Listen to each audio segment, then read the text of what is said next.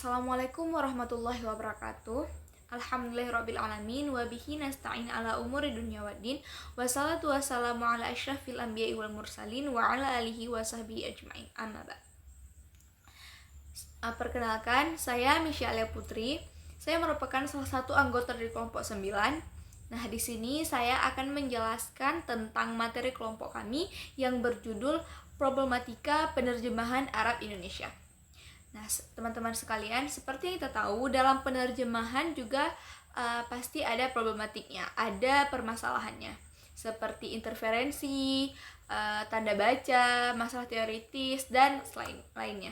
Nah, di sini saya akan menjelaskan apa itu interferensi. Interferensi adalah interferensi dalam penerjemahan merujuk pada pengaruh bahasa sumber, yaitu bahasa Arab, terhadap bahasa sasaran, yaitu bahasa Indonesia, yang dapat menyebabkan perbedaan struktur, makna, dan penggunaan kata yang tidak alami dalam bahasa sasaran. Gejala-gejala interferensi ini timbul karena satu hal, yaitu ketidakkonsistenan seorang penerjemah dalam menerapkan kaedah bahasa penerima, yaitu bahasa Indonesia. Nah, interferensi ini dapat terjadi dalam berbagai aspek bahasa.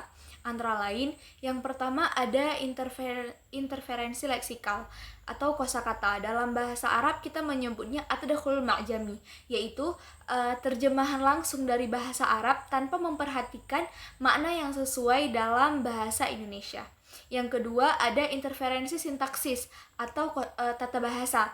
Dalam bahasa Arab kita menyebutnya at-tadakhulun nahwi, yaitu terjemahan yang mempertahankan pola kalimat Arab yang berbeda dengan struktur bahasa Indonesia.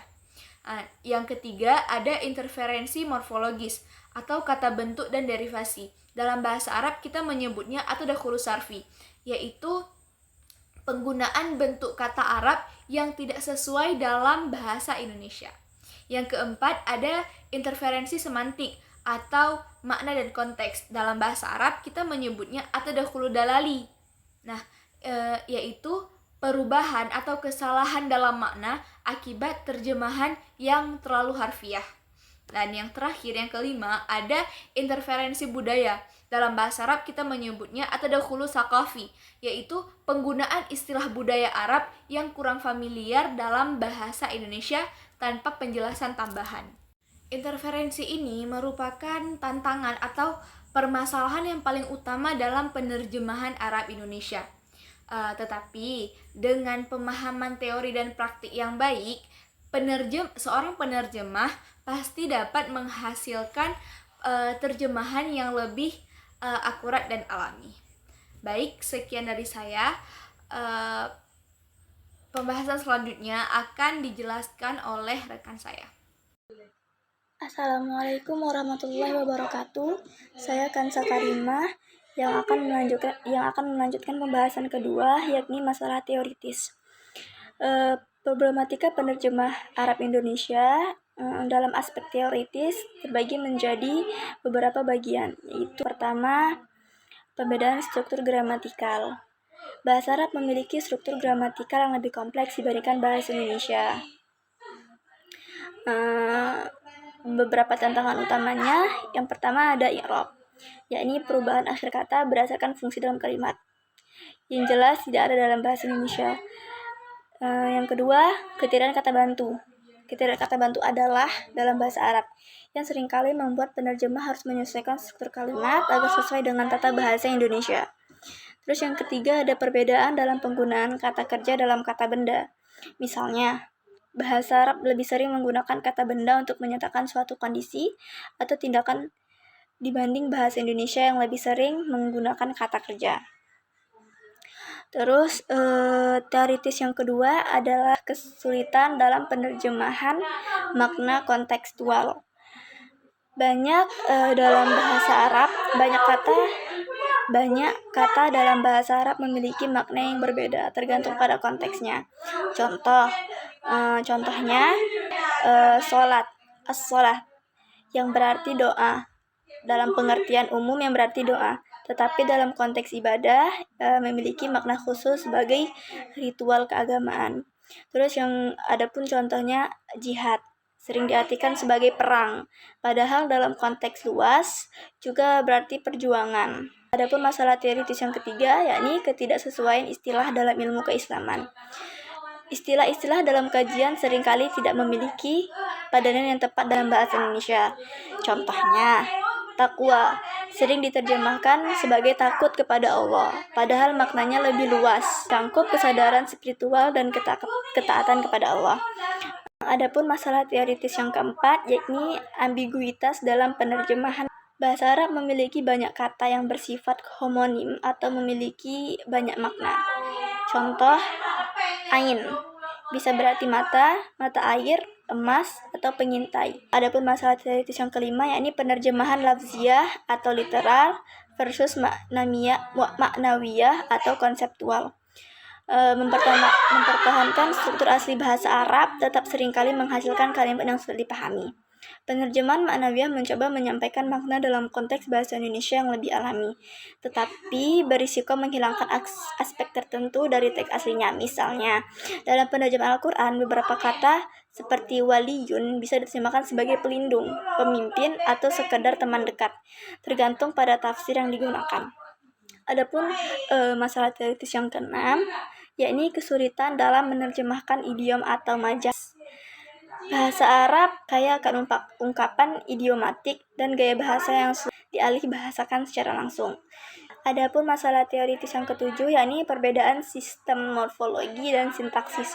Bahasa Arab menggunakan sistem akar kata atau triliteral, berbagai kata dari akar yang sama. Sementara bahasa Indonesia tidak memiliki sistem yang serupa.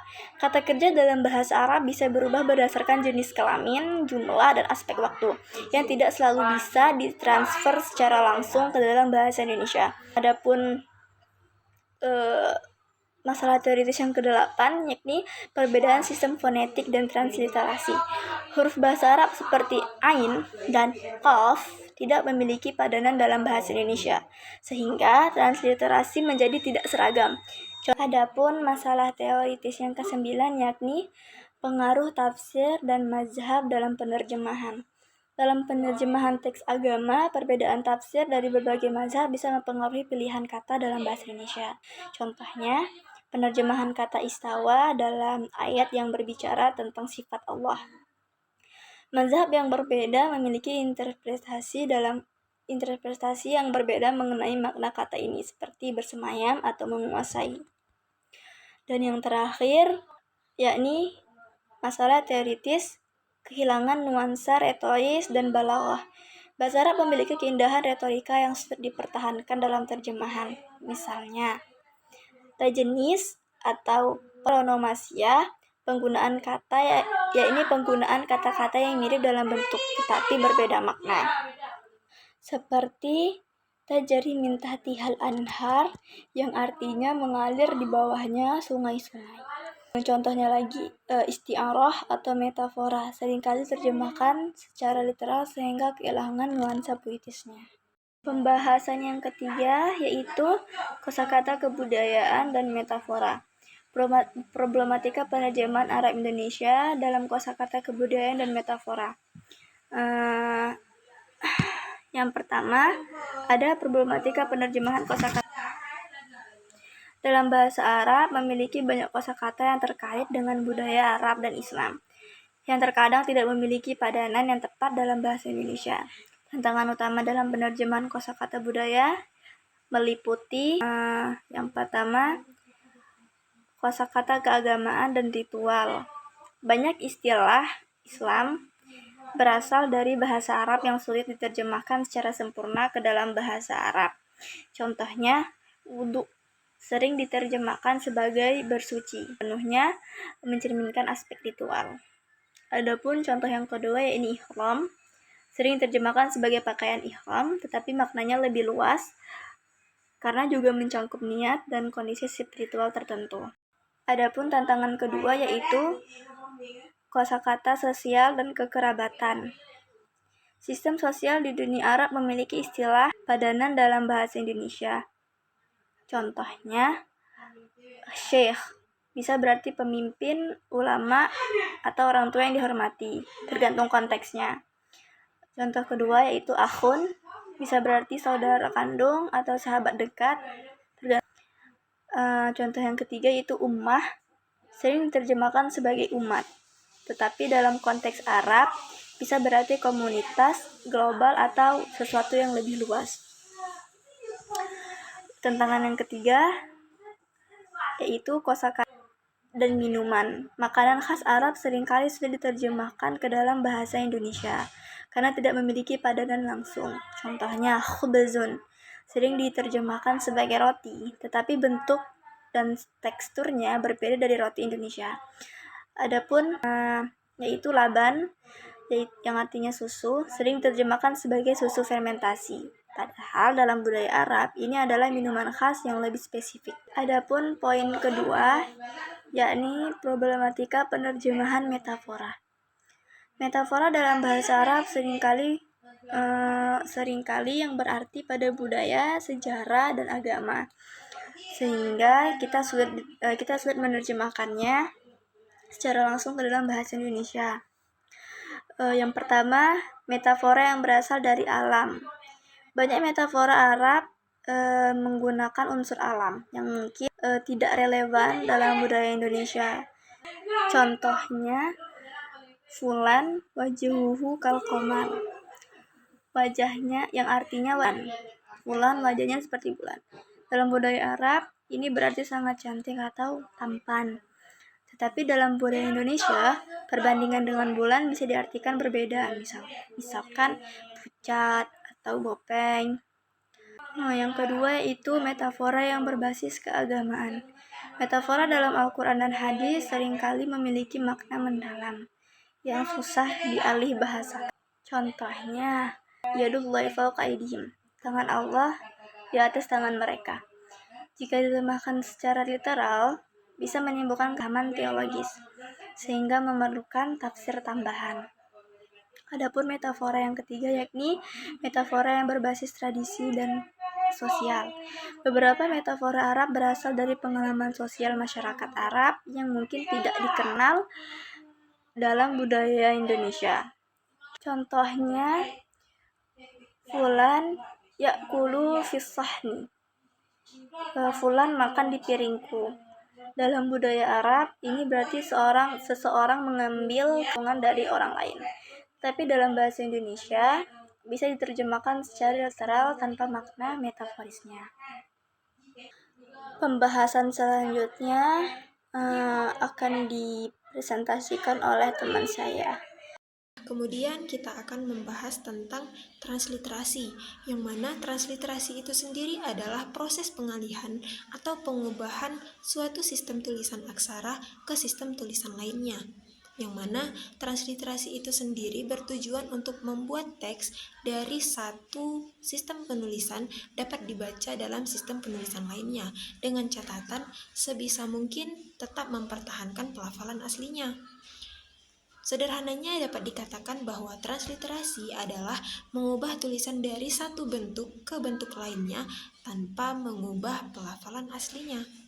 Juga transliterasi itu sendiri berfungsi untuk memudahkan pengucapan pembaca serta mempertahankan bunyi dari pelafalan aslinya. Yang terakhir ada yang namanya tanda baca. Dalam penulisan bahasa Arab, tanda baca ini sering disebut dengan alamatut tarqim, yang mana tanda baca ini sendiri berfungsi untuk memperjelas makna dan struktur kalimat serta membantu pembaca memahami teks dengan lebih baik. Nah, berikut adalah beberapa tanda baca yang umumnya digunakan dalam bahasa Arab, seperti titik, koma, tanda tanya, tanda seru, tanda kurung, tanda petik, tanda hubung, tanda petik tunggal, dan tanda kurung kurawal. Selain tanda baca yang ada di atas, dalam Al-Quran juga terdapat tanda baca khusus yang disebut harokat, yang mana harokat ini sendiri berfungsi untuk membantu pembaca dalam melafalkan huruf hijaiyah dengan benar. Contohnya ada fathah, ada kasroh, ada dhammah, ada sukun, ada tasydid, ada tanwin. Nah, bedanya bahasa Arab dengan bahasa Indonesia, di bahasa Arab terdapat harokat, sedangkan di bahasa Indonesia tidak terdapat harokat, akan tetapi disebut dengan huruf vokal, yang mana huruf vokal ini memiliki fungsi yang sama, yaitu membantu pembaca dalam melafalkan huruf konsonan dengan benar.